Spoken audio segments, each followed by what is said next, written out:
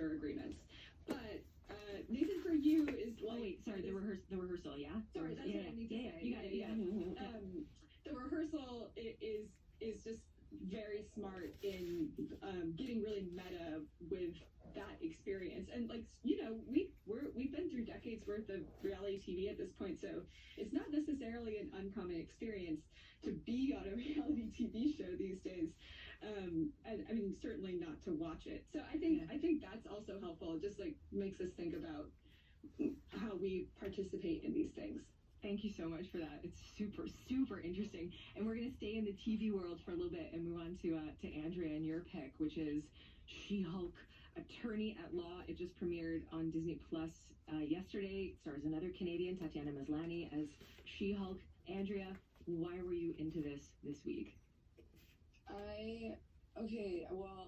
I wanted to keep this femme panel even more femme. Yes. I didn't want to bring a man into it like Alyssa. Oh wow. Am I being called out right now? No, I'm just kidding. But I love when Canadians do well outside of Canada. I think it's I love bringing them back into the Canadian chatter. So Tatiana, she was great in Orphan Black. She's great in this. And I feel like she made a comeback, and also I have a personal connection to sort of rapid fire, one quick recommendation from each of you, something to read, to watch, to listen to this weekend. Maybe like give me a couple sentences on why we got to get into this week. Michelle, we're going to go with you first. Sure. And this is actually a great segue from She-Hulk, because I'm going to recommend a K-drama called Extraordinary Women, which is a K-drama that's streaming on Netflix.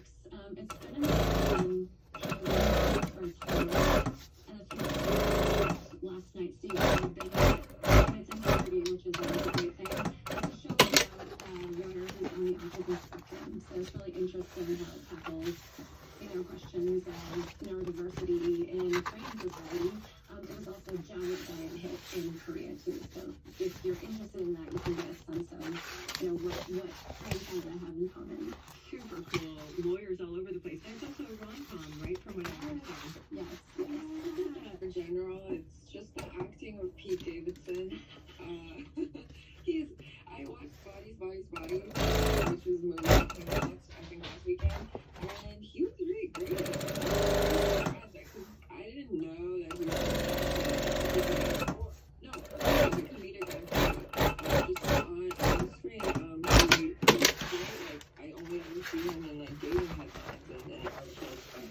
This time he was, in a movie, and he was really funny. It was reminiscent of, Adam Sandler or Will Ferrell. Someone, just another great comedic actor from a different time. So I'm excited to see him act more in comedies. Andrea, you previously called Alyssa out for bringing you into the fan panel, and here you are closing us off with Pete Davidson. I'm a fan of Pete. I love Pete Davidson. It's okay. We love Pete Davidson. How wonderful. Continues in the first place. I have to follow. I love that.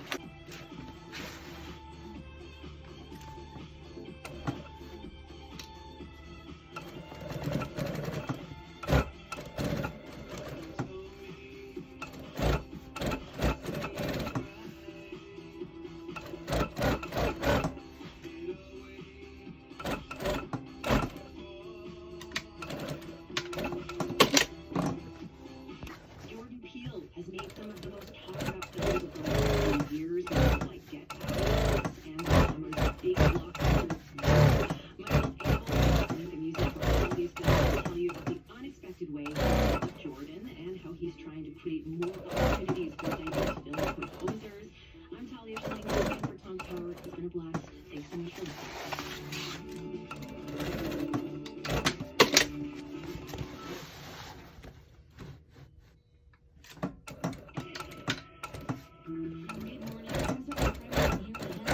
CBC Vancouver newsroom.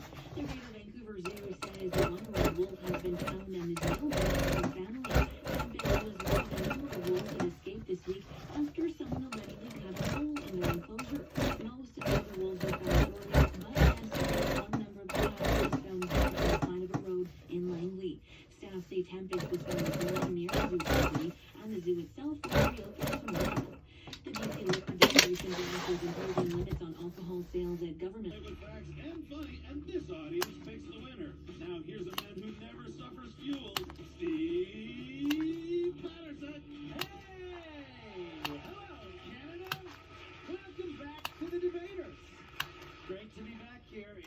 Winnipeg, Manitoba.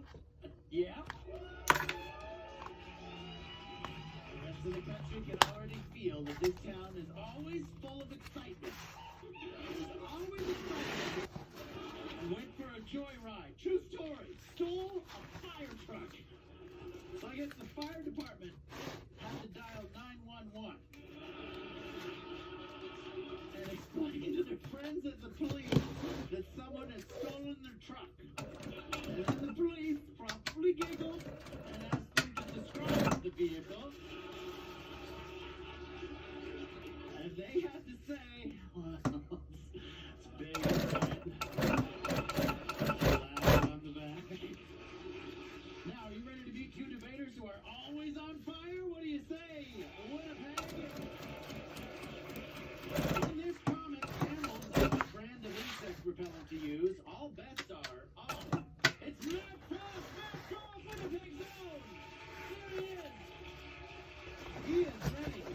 I can tell. He's confident, he is smiling, he is ready. And this Canadian let us pull a pair of trousers from the hold of a ship, because who can resist carpet? It's Dean Jenkinson! Dean Jenkinson! Another of Winnipeg's favorite sons to get an all-Winnipeg battle. This topic, we think, is one that really sings. Movie musicals. Are they better or worse than stage productions? I don't know about movie musicals, but Winnipeg has an opinion on moving musicals. The city tried to implement a new bylaw that would have slapped a $100 fine on anyone making music on the bus. Marriage. That lost Universal Pictures $3.5 billion. Needs to stay in its lane. You don't read a poem and say, do a comic strip. You see a watercolor painting and say, I'd love to see that in a podcast. Take this, Debaters, the live theatrical radio taping. It's a magical experience. Debaters on the big screen? I remember when it was tried on the small screen. How did that go, Steve? It wasn't. It was no.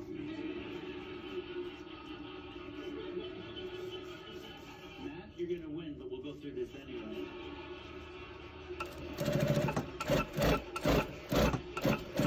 When a theatrical musical is a success, everyone gets to enjoy it because it's mounted internationally.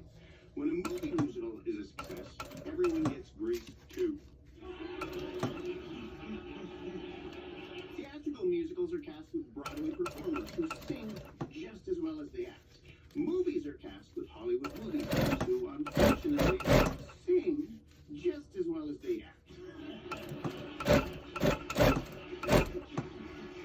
Dean Jenkinson. Complicated. No level to that one. Thank you, Dean. Now, to tell us why movie musicals are nothing but the sound of music to his ears, here's Matt Falk. Thank you. Thank you. As a millennial, I grew up during the Disney movie musical renaissance. Witnessing dozens of renowned movie musicals from Aladdin, Lion King, Beauty and the Beast, to Aladdin, Lion. Except for beer. The liquor distribution branch says the measure is to ensure equal access to products for the hospitality industry, especially smaller businesses and retail customers. This comes as members of the BC General Employees Union continue their job action for a fifth day, which is impacting operations at distribution centers and causing a growing supply chain issue. Customers will be limited to 3 units of a particular wine or spirit each day. The limit is based on items' specific barcode. This includes restaurants and other businesses. The liquor distribution branch says the limits will remain in place until further notice, until the distribution centers can resume regular operations. Steve John, CBC News, Vancouver. One man is dead and a person is in custody after a stabbing in Clayton Heights area of northeast Surrey. RTN say a 45-year-old man was attacked at about 10 o'clock last night, and he died later in hospital. A suspect was arrested nearby a short time later, and police say there was some sort of confrontation between the victim and several other people just before the stabbing. Homicide investigators are now trying to determine who was involved and who may have witnessed the attack, and they expect the area where the stabbing happened to be close closed for some time this afternoon. The BC Nurses Union says temporary closures at 2 emergency departments in the Southern Interior have put added pressure on Cranbrook East Kootenay Regional Hospital, which is the largest in that area. Union Vice President Adrian Gear says nurses working in the hospital's ICU say it's not unusual for their unit to be operating well over 100% capacity, while staffing levels are sometimes as low as 60%. Gear says patient care throughout the Kootenays is suffering because the BC government does not have a strategy to recruit and retain nurses there. The union says the province is only understand more than 26,000 nurses will be needed by 2031. There is an overwhelming sense of relief this afternoon for staff at the Greater Vancouver Zoo in Aldergrove. They say the young wolf, who has been missing for a few days, has been found and is back with her pack. CBC's Zara Premji with more. 1-year-old Tempest was found near the Greater Vancouver Zoo property today. She was one of the many wolves that escaped their enclosure when it was tampered with. Deputy General Manager Manita Prasad says the zoo's perimeter fence and enclosure were deliberately compromised. On Tuesday, the zoo shut down when the wolves escaped. And, you know, who knows, like, where do we start? I think what we need is good health workforce planning. We need to gather the data and start now really on, you know, where we have the areas of highest risk in our system. And I think we need to start with rural Canada. You know, urban areas are very important and they get a lot of coverage. But I feel that rural Canada is where Okay, I've started. You started?